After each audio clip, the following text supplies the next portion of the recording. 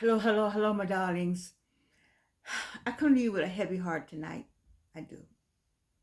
I wanted to show you some books, and I wanted to share with you some fun things that happened this weekend. And then the news came about Malcolm Jamal Warner, a young man, 54 years old. We saw him grow up on the Cosby Show. A young man. I live in Atlanta. You could see him around Atlanta area, Metro Atlanta, and he was on vacation with his family. And the news came that he drowned. Somebody who could swim. But it was his time. I suppose that's what we have to say. We get on the phone, my phone has been ringing, people have been texting, and it's like we lost a family member. And why is that? Why is it that we feel like we've lost a family member? Is it because we watched him grow up on television? We remember his fun antics on the Cosby Show. We watched him go from uh, what's the group Boys to Men? What is it? Why is it that we're sad?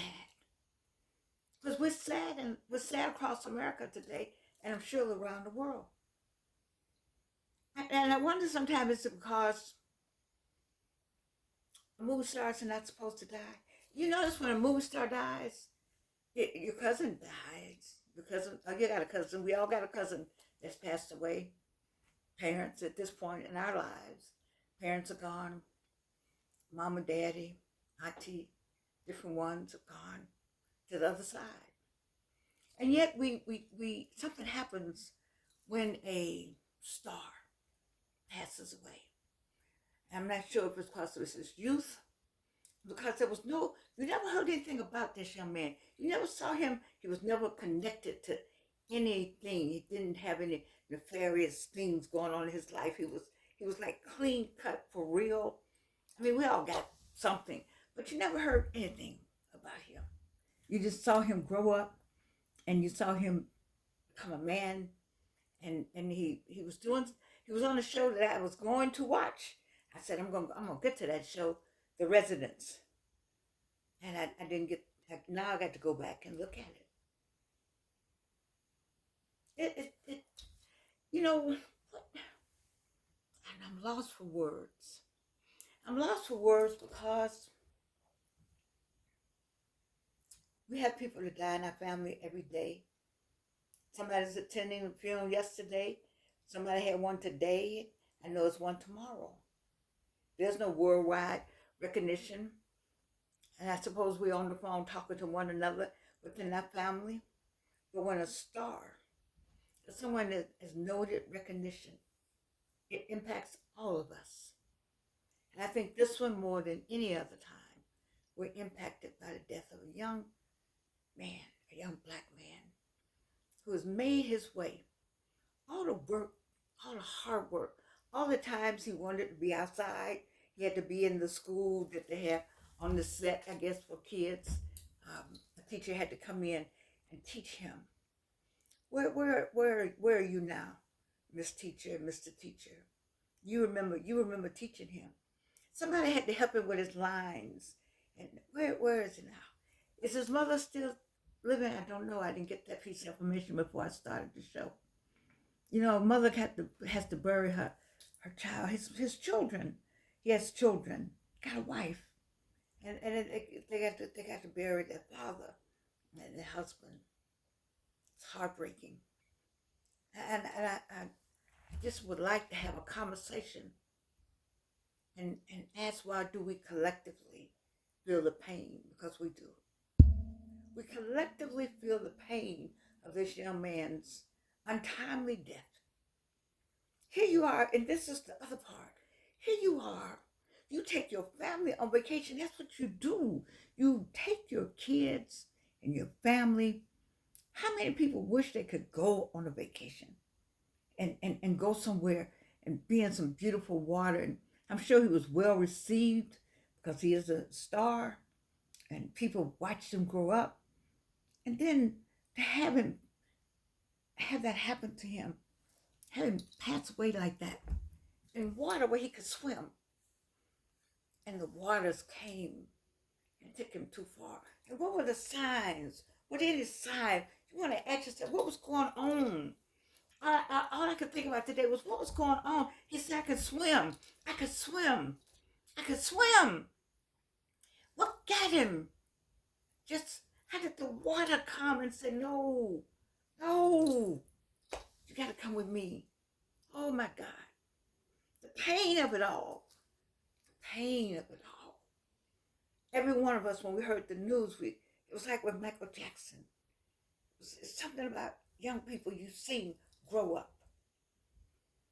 Or maybe not, because I felt the same way when Prince passed away. He was right here in Atlanta. And I was like, oh, I need to go, but I'll see him next time. That's what I'm really talking about, I think.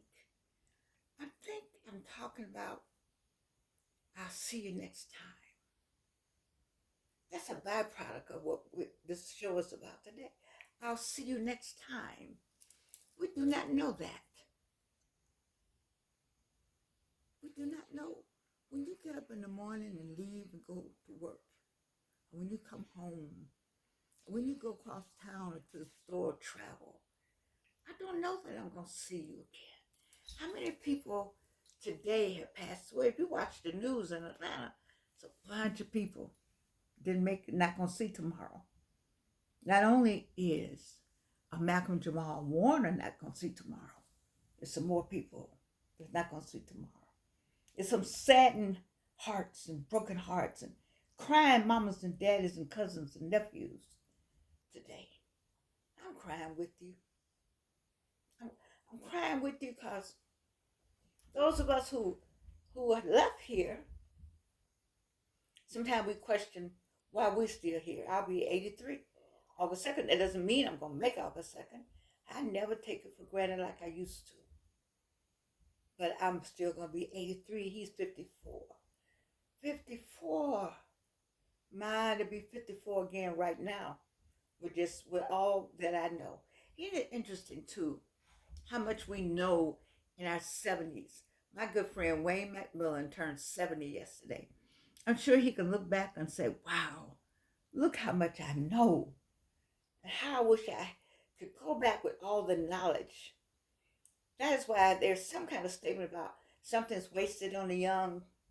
I don't know what that statement is. But to Malcolm Jamal Warner's family, the world sends you love, condolences.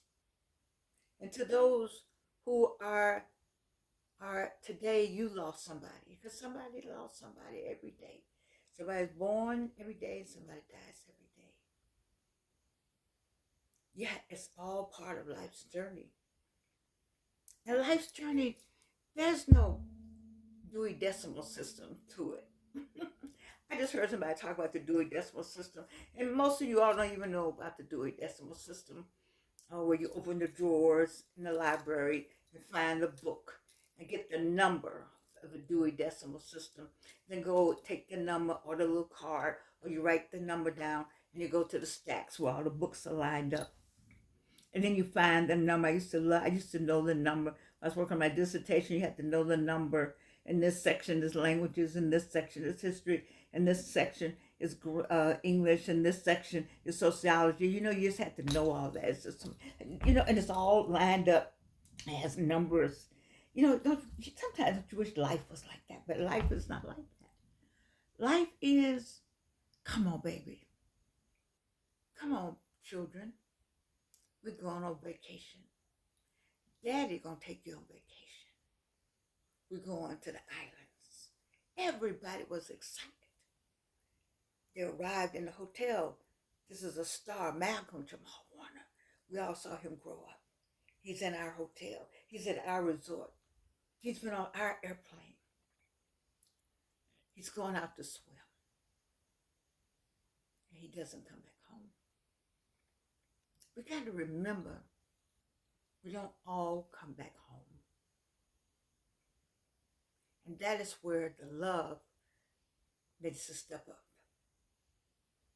I'm sure there was much love in preparing for that vacation. And there's much love preparing for life. We need to pull some of that same love because we don't know. We don't know. There's no Dewey Decimal System where you can go and say, I can go down this aisle and get some love. I'm going down this aisle. That's where the pain is. I'm going to skip that. Going down this one. Dewey Decimal System said grief is over here. Not looking for that. I'm going down this aisle. They said wealth is over here.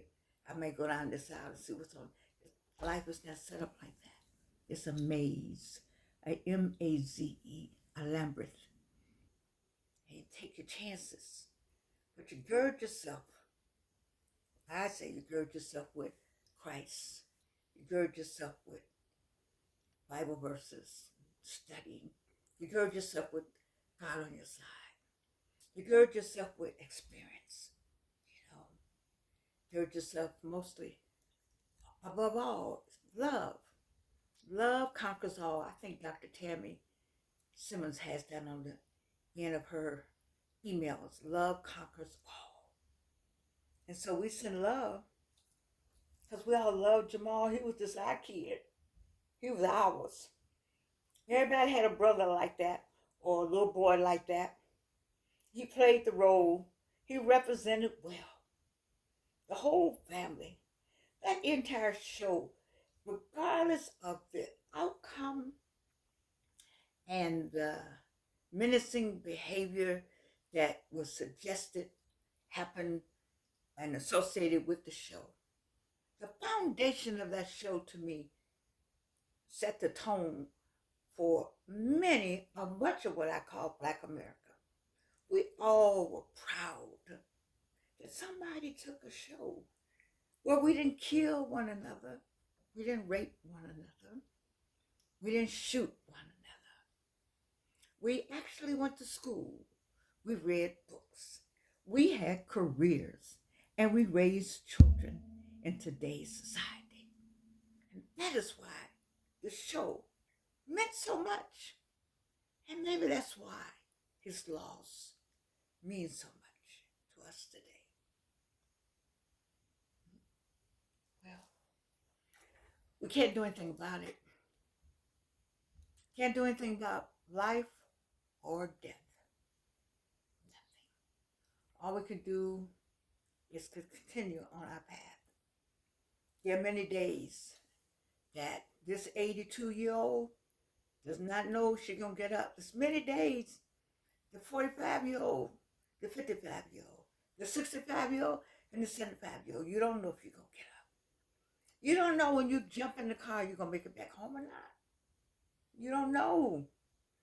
And so everywhere we need to do, everywhere, I think I want to say, we need to give more love. And when you leave home, I know this is better.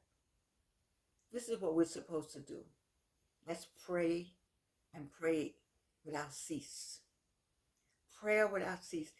When I'm feeling sick and it's kicking my butt, you think life is not, you think at 82, baby. I talk to the Lord. I am so glad I found out about the Lord at age 9 years old. So between 9 and 82, we had a great relationship. I've been mad with him. Yes, I have.